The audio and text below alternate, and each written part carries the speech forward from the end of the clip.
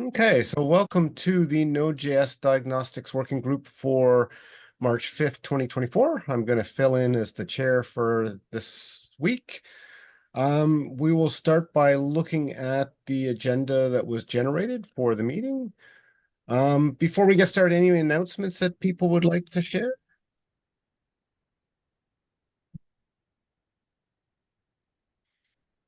Okay.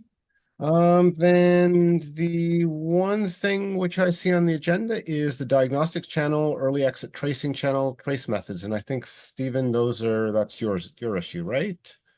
Yeah. Um, but I made the new change, which the tracing channel originally was designed in a way that each of the events in the life cycle were like separate events. Um, so they were like viewed as fully separate events, and like it was perfectly valid to only listen to particular ones and treat it as a stream essentially. So it works similar to async hooks, where like once you call the enable, it'll just start seeing all events, even if like something is partway through happening.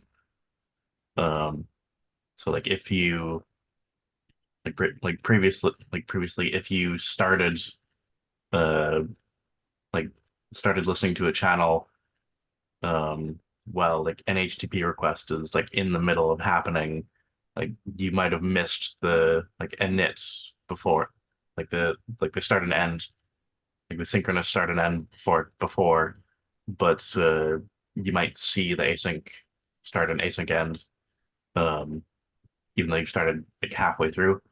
Um, so that this was originally like actually an intended use case. I'm not sure if anyone actually uses it in that way though. And the challenge with having it continue to work that way is there's like optimizations that we can apply um, to basically just skip over all of the published logic entirely if we can check at the start whether anything is subscribed and just like bail out basically. Um, and this design of like having to always check like exactly when it goes to do the publish um also made it kind of challenging for like there's some libraries like Fastify and Dici are trying to implement this right now, and they're very like performance concerned, so they don't want to use the like tracing channel trace functions because it adds a closure around things. um so that they want to like re-implement the pattern that it implements directly, um, which was planned for from the beginning. That's part of the docs that it explains what the pattern is so that you can do that. Um, but uh, because of this, like every event could or could not happen independently, it kind of meant that you always have to construct the context object, you always have to pass it through. You can't really bail out on like a whole tree of logic that like you can't really set a fast path, but like if there's subscribers at the start, then like run this, otherwise like run this much faster thing.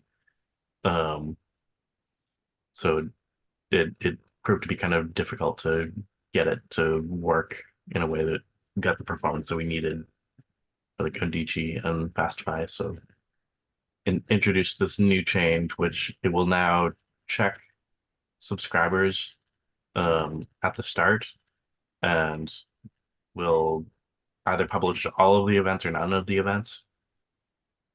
Um, so for a subscriber to see a particular traceable action, it has to be present at the start of that traceable action. Um, this does have an extra beneficial side effect that like the main use case of diagnostic channel is for tracing, which we generally will be looking at like the span between the start event and like either async start or async end. And so like we we need to be sure that we have received both events. Otherwise, like if we store some sort of context in the async start normally, but we miss this, or if we store something in the start but then miss it, when the async start is reached, we might be expecting that data, but it's not there. So we have to do a bunch of additional checks. Whereas with this change, we wouldn't, because the async start will not be published unless the start was.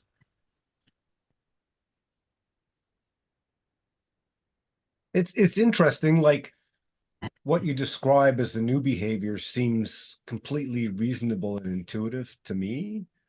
Yeah. Um, like I almost wonder, like, did we actually, like in any of the documentation, did it actually say, oh, you can register halfway through and get the halfway through stuff? Or is that sort of like an undefined behavior versus It never explicitly called that out exactly. Like it documented like each channel separately, and like it's kind of a matter of like it never really said there was a correlation or that there wasn't. It just said here's a bunch of events. So it right. Okay, so I think okay, maybe I'm better understanding like because I didn't get the part about like I know there's like the three there's like different sort of sub channels within a trace post together channels. You're basically saying unless you've registered like I can see the case for like any one of those individual ones. If you haven't registered at the beginning, then you don't get anything, right? yeah. However, what happens like if you registered for two of them, something's in flight and you register for the third one, it still makes sense that the third one, like you only get the complete set. But what I don't get is what's the linkage between the three, the different ones? Is it that So the way that this change would work is at the start, if it sees that any of the channels it would subscribe to has a subscriber, then it'll attempt to publish to all of them.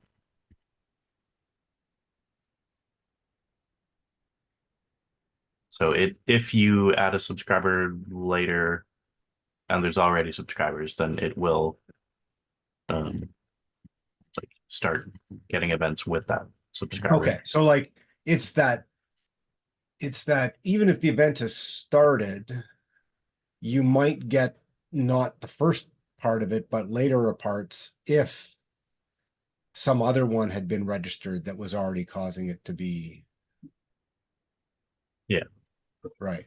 I mean, I think again it would be like it would almost be in my mind good to have it be documented that says like if you register for an event after some things have happened, like whether you get the starting events or not, like whether you get any events if it started before you registered is unspecified.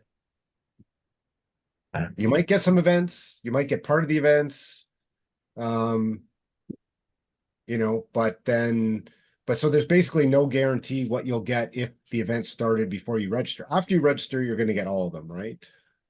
yeah, And I think that's kind of what you're saying. It's just but there's a wrinkle that says you might get those earlier events if if you've happened to have been registered to one of the other channels or subset other I forget what the right terminology is, but like the diagnostic channel pulls a couple things together.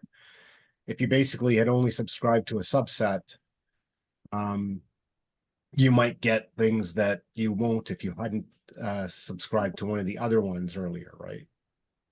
Is yeah. that yeah, okay. Um, yeah, yeah. So that's like a little bit of an edge case, but it's a thing that people still might potentially run into. Um, but yeah, just I want to get people looking at this pull request, and the main thing I'm trying to figure out is if we should consider this a bug fix or a major change.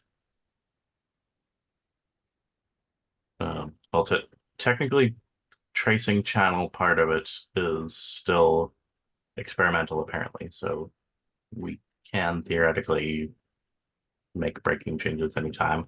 Uh, Right. but this is also somewhat in wide use, so we should be careful about that. I mean, the breaking part of it is that people might have been getting half like the after events for something already in flight, right? And well, it like in theory that like some users may have been expecting to get that. Since like that was kind of an intent of the original design, even if it was never really explicitly stated. Um, so like someone could potentially be relying on that. As far as I know, no one does, but What would be like you basically say, okay, I want to like, because if I'm understanding correctly, it's something like I'm calling an async function and I would just get the after async function, right? Versus the before async and after async. yeah, so um like the original design was kind of intended to just be an event log. And so like in theory you could just start listening at any time and it just get all the messages and you can send that out of the process and figure out what to do with it later. Um and so like if like outside of the process when you consume all these events you can look at things and see like oh yeah that like this async start doesn't have a corresponding start so I can discard this, or maybe you might actually be interested in like oh yeah I saw that this was ending when I started monitoring, so I can just assume that like before the window at some point this thing started and then show like stretch into the window that is being observed. Like it's a little less clear if there's like if this change has no impact or yeah. I yeah, I mean, I'm but you like in that case, it all came down to timing as to whether like there happened to be something in flight when you turned it on, right? Like I doubt anybody's like trying to turn it on in the middle when something was in flight, right? Uh, well, like the general suggested use of diagnostics channels, like you create all the channels like at the start of the process and subscribe pretty much at the start of the process. Yeah. So generally that should like it should not be the case that there's in-flight stuff, but like technically you can subscribe at any time and it may be valid that like some tracers like including Datadog like we can technically turn our tracer on and off at any time. Like we have a signal that we can send from our dashboard to turn the tracer on and off at any time. So theoretically, we could actually have in-flight things. Um, we don't actually want to see those things, Right. but I'm more someone might.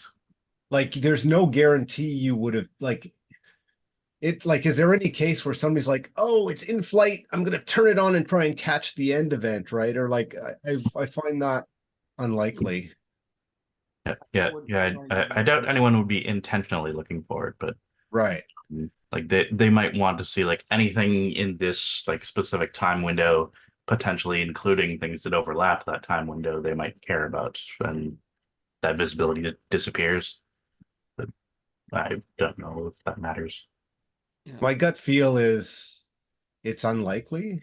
I like you could have, unless somebody has a like, hey, I've hit a problem, turn this on, and they, for some reason they want to turn it on before it ends and then capture it or something, right? Like you could turn it on and get nothing, right? Because nothing was in flight. And the half ones, I anyway, I guess I'm just like I think it's relatively low risk. So like a case to be said that like it's unlikely, and if even if it's like if it's unspecified whether you would get them or not, and it's experimental, maybe that's enough to say, well, if it's going to be a benefit, it's worth doing it sooner rather than marking it as December major. Yeah, I would I would also see it as a clarification of what the API is supposed to be, right? I mean, it kind of doesn't make sense that you want to start tracing something in the middle of, say, an HTTP request. The API seems kind of difficult to manage at that point. Whereas if you have to register before a trace happens, that makes more sense to me. I don't think we want to guarantee you won't get partial ones. Like, I still think it should be like, it is unspecified. You may or may not get them because that gives us the maximum flexibility in terms of optimizations. And like in this, unless there's a reason to try and guarantee behavior, it's always better to say, yeah, you might get them, you might not get them. We don't guarantee it. Different implementations, if it was like a standard API, different implementations might be doing. So like, Stefan, handling that case should almost be like, well, you might get them, so you should be able to handle it. But over time, you may or may not get them. Yeah. Yeah. So I'm thinking probably we should just call it a bug fix then.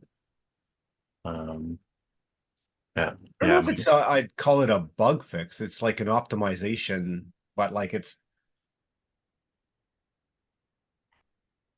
Yeah. Yeah. Like it's a clarification of how we want it to work Yeah. going forward, I guess. Exactly what I was like going to say. if the Clarification. documentation isn't specific, like if the documentation says you will get them, these half ones, then that might be more, it's more likely people could rely on it. But like I think maybe you could look at it as a bug fix if our documentation wasn't clear enough, so we could clarify the documentation Yeah. to say you will or you will not. And then this other one is just like we're just we're improving our implementation.